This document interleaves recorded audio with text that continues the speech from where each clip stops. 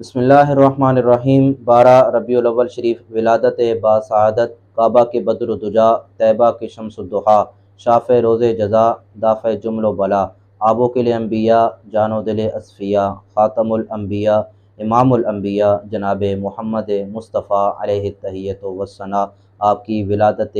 باسعادت کا یہ مبارک دن ہے۔ اس مبارک دن کو ایک مسلمان کیسے سیلیبریٹ کرے، کیسے منائے؟ مسلمان ذکر خدا بھی کرے، ذکر مصطفیٰ بھی کرے، اللہ وحدہ لا شریک کا شکر بھی ادا کرے کہ اس نے ہمیں ایک عظیم احسان سے نوازا ہے، اور رسول اللہ صلی اللہ علیہ وآلہ وسلم کی ذاتی اقدس پر کثرت سے درود پاک بھی پڑھے۔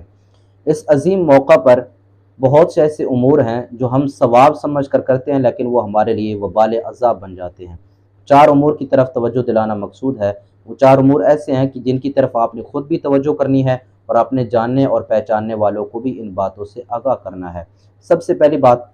ہم محبت رسول میں، عشق رسول میں اپنے گھروں کو بھی سجاتے ہیں، گلیوں کو بھی سجاتے ہیں، محلوں کو بھی سجاتے ہیں، اور ایسی جھنڈیاں لگاتے ہیں جن پر اللہ کا نام بھی لکھا ہوتا ہے، اللہ کے رسول کا نام بھی لکھا ہوتا ہے۔ رسول اللہ صلی اللہ علیہ وسلم کے روضہ اقدس کی تصویر بھی بنی ہوتی ہے اور آپ کے نالین مبارک کی تصویر بھی بنی ہوتی ہے۔ بات یہ ہے کہ جس قدر ہم لگانے کا اہتمام کرتے ہیں اس قدر اتارنے کا اہتمام نہیں کرتے، جس کی وجہ یہ بنتی ہے کہ ایک دن آتا ہے کہ وہ جھنڈیاں ٹوٹتی ہیں، گرتی ہیں، پاؤں میں آتی ہیں۔ وہ جھنڈیاں جن پر اللہ اور اللہ کے رسول کا نام لکھا ہوتا ہے، وہ جھنڈیاں نالیوں میں اور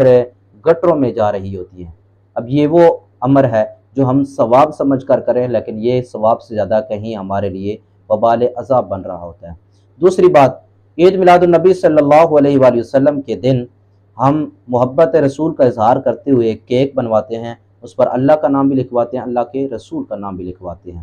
پھر ایک وقت آتا ہے ہم چھری پکڑتے ہیں اور اپنے ہاتھ سے وہ اللہ کا نام بھی کاٹ رہے ہوتے ہیں، اللہ کے رسول کا نام بھی کاٹ رہے ہوتے ہیں۔ ہماری غیرت اور ہماری حمیت کا جنازہ نہیں نکل جاتا کہ ہم اللہ اور اللہ کے رسول کا نام اپنے ہاتھ سے کاٹ رہے ہوتے ہیں، اس لیے یہ بات غور و فکر والی ہے۔ تیسری بات،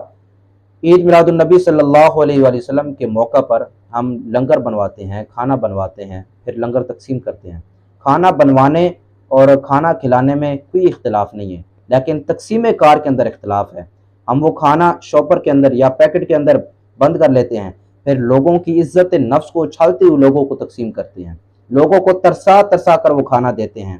کیا ہم نے کبھی سوچا ہے ہمارا ذاتی ایونٹ ہو، ذاتی کوئی پروگرام ہو، ہمارے جو مہمان آتے ہیں ہم ان کو تو بٹھا کر کھانا کھلواتے ہیں، لیکن جب عید میلاد النبی صلی اللہ علیہ وآلہ وسلم کے موقع پر ہم کھانا بناتے ہیں، محبت رسول کا اظہار کرتے ہیں اور محبت رسول کے اندر لوگوں کو اس طرح ذلیل کرتے ہیں، یہ محبت کا دورہ معیار نہیں ہے، اس لیے یہ بات قابل فکر ہے۔ چوتھی بات اور بڑی اہم بات کہ عید میلاد النبی صلی اللہ علیہ وآلہ وسلم کے دن اور عید میلاد النبی صلی اللہ علیہ وسلم کا نام استعمال کرتے ہوئے ہماری نوجوان نسل اور ہمارے بچے اپنے گلیوں میں اور اپنے محلوں میں پہاڑیاں بناتے ہیں۔ یہ ایک بدعت ہے جس کا شریعت کے ساتھ کوئی تعلق نہیں ہے، اور وہ بات پہاڑیوں تک محدود نہیں ہے،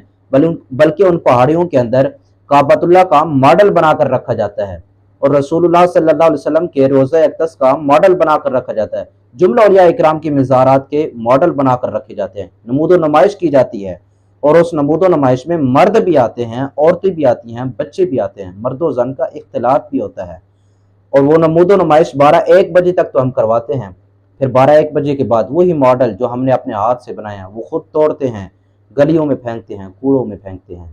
اس بدعت کا شریعت کے ساتھ کوئی تعلق نہیں ہے۔ عید میلاد النبی صلی اللہ علیہ وآلہ وسلم ان کاموں کو مٹانے کے لیے آئی تھی۔ پیارے کریم آقا علیہ الصلوۃ والسلام ان حرام کاموں کو، ان خرافات کو مٹانے کے لیے آئے تھے جو ہم نے عید میلاد النبی صلی اللہ علیہ وسلم کے نام پر شروع کر دی ہیں۔ اس لیے عید میلاد النبی صلی اللہ علیہ وآلہ وسلم 1 سال کے بعد آتی ہے، ہمیں ایک سبق، ایک پیغام، ایک درس دے کر جاتی ہے کہ پیارے کریم آقا علیہ الصلوۃ والسلام کے میلاد کو منانا ہے اور سیرت کو اپنانا ہے۔ اللہ رب العزت جل وعلا شانہ ہمیں پیارے کریم آقا علیہ الصلوۃ والسلام کی اسوہ حسنہ کو اپنی عملی زندگی میں لے کر آنے کی توفیق رفیق عطا فرمائے۔